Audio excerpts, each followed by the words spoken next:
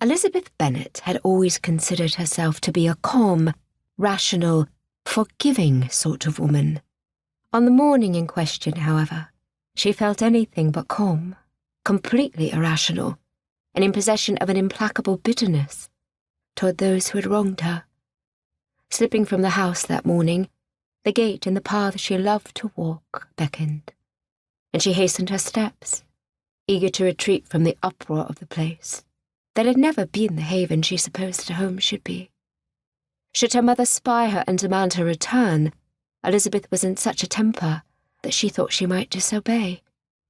Her father had shown that he supported her, so she might even emerge unscathed from her mother's wrath when she returned.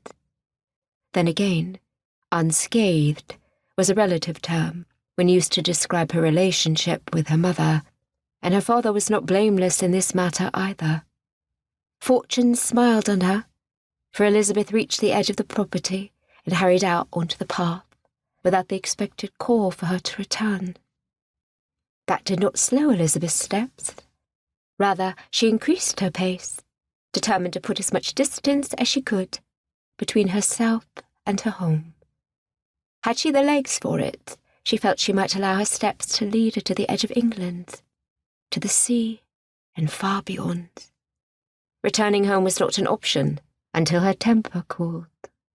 The soothing calmness of the woods to Longbourn's north began to work its magic, and Elizabeth's clipped stride soon slowed, though she had never been a brisk walker. The sun, she noted, shone brightly, so at odds with the gloom of the morning, and she felt a moment of gratitude that the cold and rain of the days before the ball had given way to unseasonal warmth.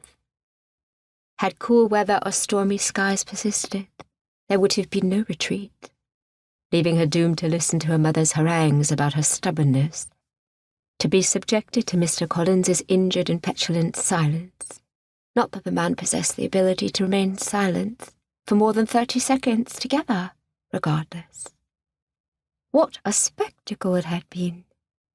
A more inept proposal Elizabeth could not imagine, nor a more ineffectual man than Mr. Collins.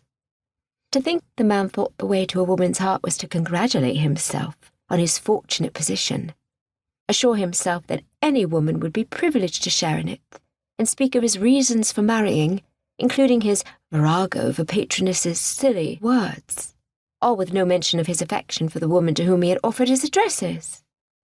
Then again, Elizabeth knew that any such professions would be suspect in the extreme, for Mr. Collins had not been in her presence long enough to have developed any genuine affection for her.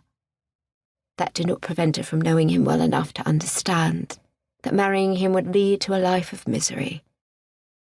Her mother's protestations of her ruining the family Elizabeth considered not at all. The price for saving her mother from her own folly was too high for anyone to pay.